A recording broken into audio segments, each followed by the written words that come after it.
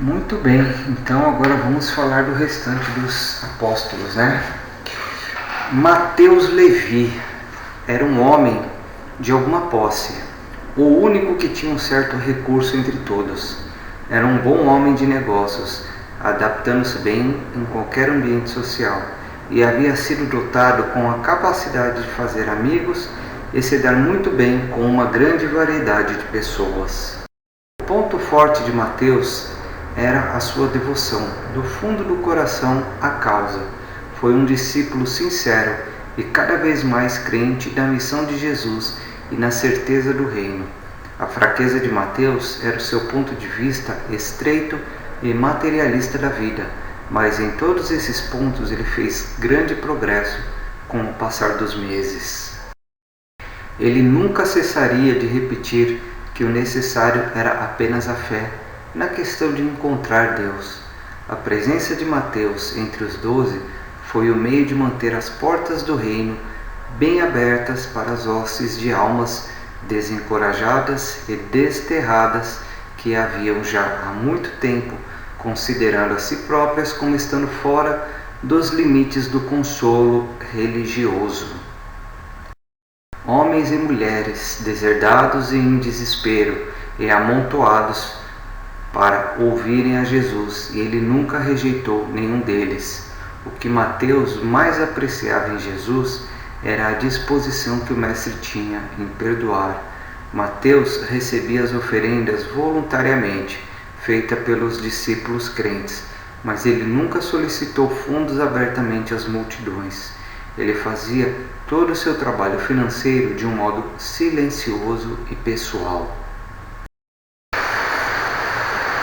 Então, meus amigos, esse foi a história, né, dos apóstolos, um pouquinho de cada um deles, né, e realmente como era a personalidade de cada um, né, e o que aconteceu aí na questão de Judas, né.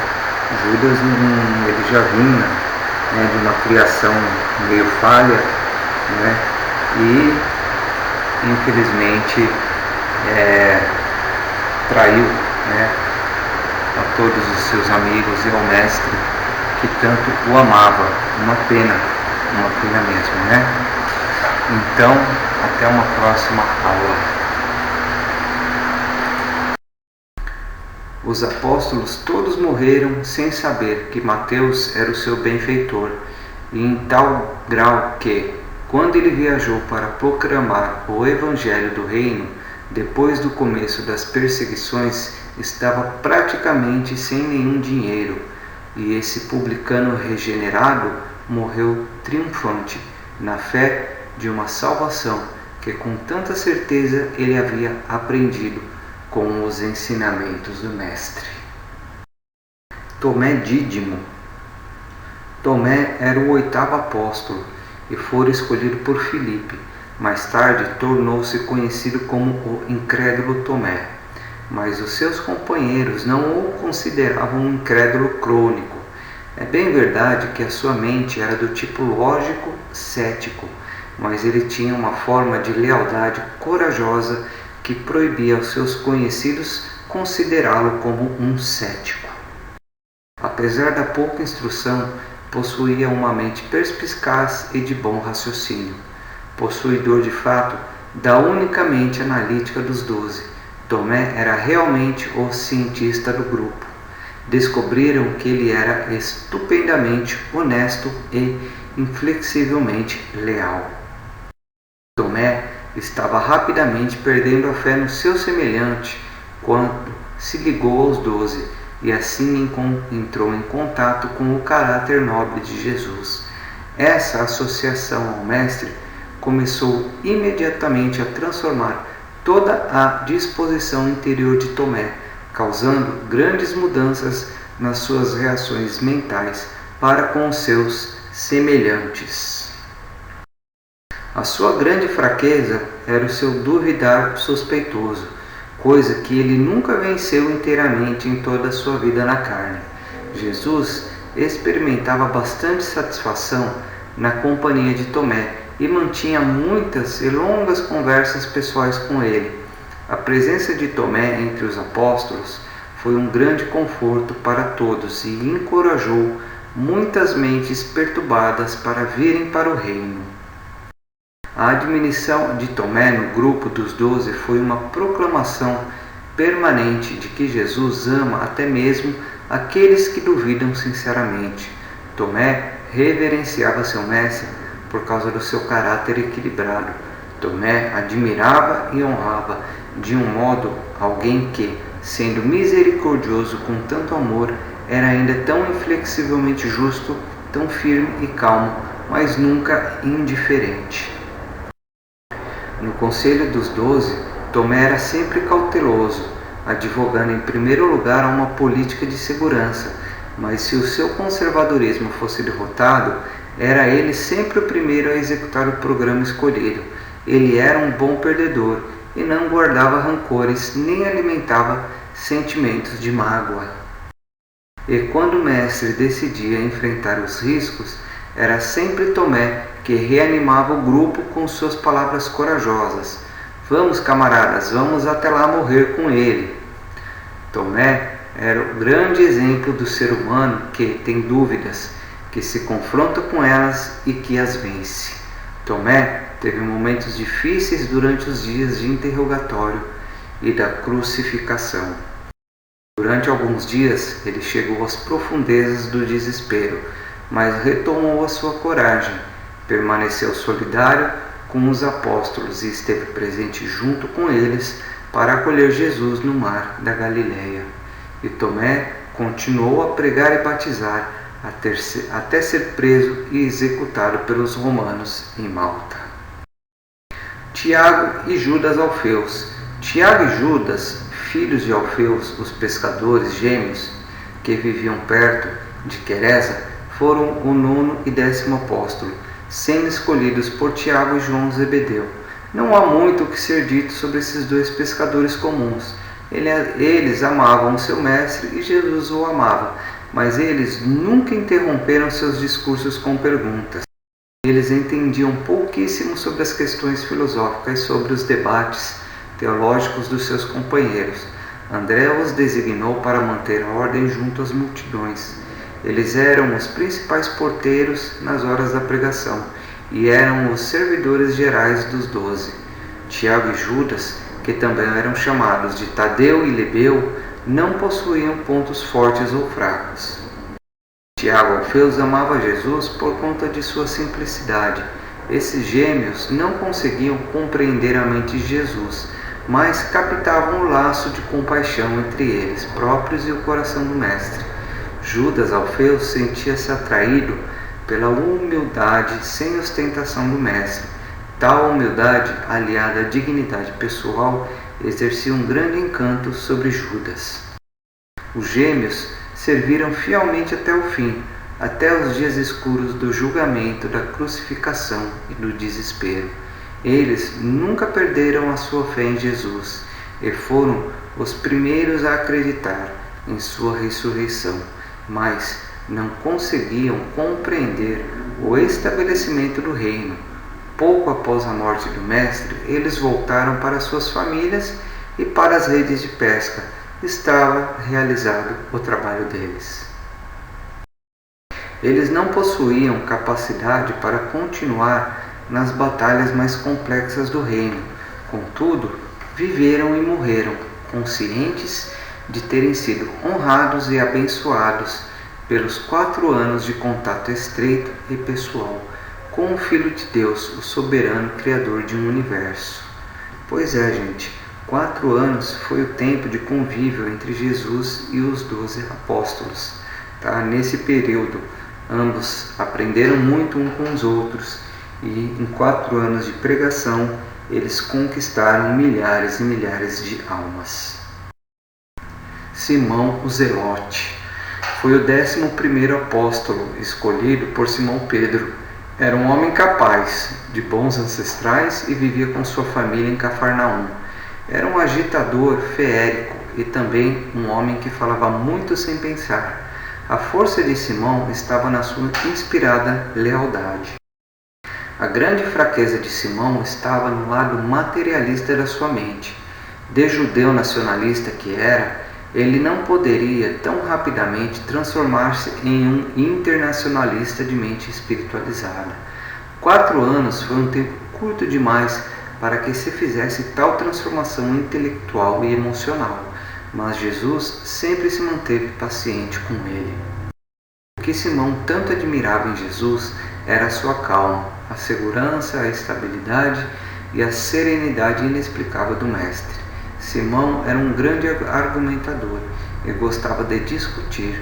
Depois da dispersão das perseguições em Jerusalém, Simão pôs-se temporariamente em retiro. Estava em desespero, mas em poucos anos reanimou as próprias esperanças e saiu para proclamar o Evangelho do Reino. Judas Iscariotes foi o 12º apóstolo escolhido por Natanael. Os pais de Judas eram saduceus, e quando o filho deles juntou-se aos discípulos de João Batista, eles o repudiaram. Ele era provavelmente o mais instruído entre os 12 e o único judeu na família apostólica do Mestre. Ele era um bom pensador, mas nem sempre um pensador honesto. Judas realmente não queria entender a si próprio. Ele não era realmente sincero a lidar consigo mesmo. Não havia nenhum traço especial em Jesus que Judas admirasse mais do que a personalidade atraente, em geral, e extraordinariamente encantadora do Mestre. Judas era realmente um grande executivo, um financista capaz e previdente. Era de uma organização persistente. Nenhum dos 12 jamais criticou Judas. Até onde podiam enxergar, Judas Iscariotes era um tesoureiro sem par, um homem instruído, um apóstolo leal, se bem que algumas vezes crítico. Os apóstolos realmente amavam Judas. Ele era realmente um deles. Ele deveria ter acreditado em Jesus, mas duvidamos que ele realmente tenha amado o Mestre de todo o coração. Podeis estar certos que Judas foi financeiramente leal a seu Mestre e seus irmãos apostólicos. O dinheiro nunca haveria sido o motivo da traição ao Mestre. Olha que dizer importante. Judas era o filho único de pais pouco sábios. Quando ainda muito jovem, ele foi adulado e afagado e tornou-se uma criança mimada. Quando cresceu, passou a possuir ideais exagerados sobre a sua própria importância. Passou a ser um mau perdedor. Nutria ideias distorcidas sobre a justiça. Permitia-se a indulgência de sentir ódio e suspeita. E era especialista em interpretar erroneamente as palavras e os atos de seus amigos. Durante a sua vida, Judas havia cultivado o hábito de determinar quites com aqueles que na sua fantasia o tinham maltratado. O seu sentido de valores e lealdades era imperfeito. Desde o começo, o Mestre compreendeu totalmente a fraqueza desse apóstolo e sabia perfeitamente bem dos perigos de admiti-lo na comunidade. Jesus queria não apenas que os mortais desse mundo, mas também que os espectadores de inumeráveis outros mundos soubessem que quando existem dúvidas quanto à sinceridade no coração e à fraqueza da devoção de uma criatura do reino, a prática é receber totalmente o candidato em dúvida. Então vejam a grandeza na mente de Jesus, aceitou Judas para que o mundo conhecesse, para que todo o universo de outros planetas, e outros milhares de seres que estavam vendo o que estava acontecendo, no apostolado de Jesus, pudessem entender também e aprender juntos, tá ok?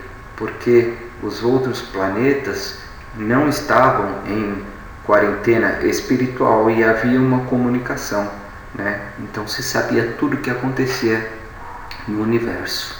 A porta da vida eterna está bem aberta a todos. Quem quer que queira entrar pode vir. Não há restrições ou qualificações, a não ser a fé daqueles que vêm. Apenas esse foi o motivo que levou Jesus a permitir Judas ir até o fim. E sempre fez todo o possível para transformar e salvar esse apóstolo fraco e confuso.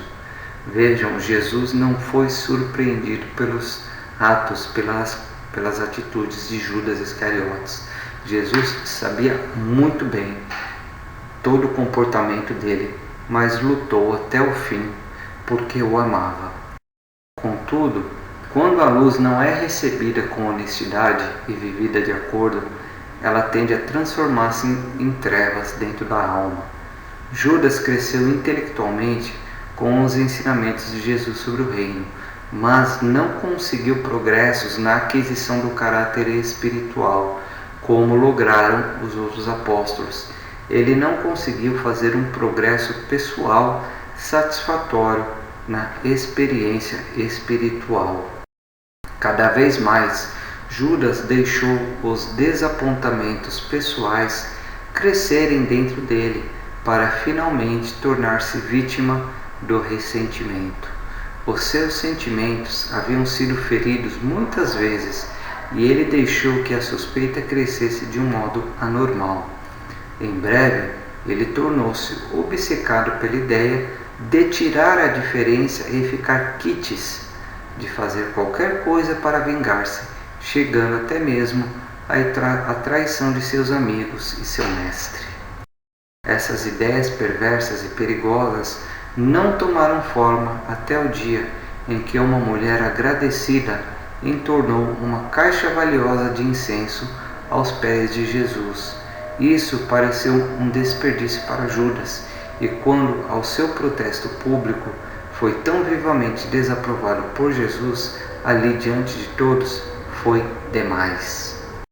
Aquele acontecimento mobilizou todo o ódio, mágoa, maldade, preconceito, inveja e vingança acumulados durante toda uma vida, e ele decidiu tirar a diferença, não importa com quem. Então, cristalizou todo o mal da sua natureza sobre a única pessoa inocente em todo o drama da sua vida desafortunada, apenas porque Jesus fora o agente principal no episódio que marcou a sua passagem escolhida por ele próprio do reino progressivo da luz para o domínio das trevas. O mestre, muitas vezes, tanto em particular quanto em público, havia prevenido Judas que ele estava entorpecido, mas as advertências divinas em geral são inúteis quando se trata da natureza humana amargurada.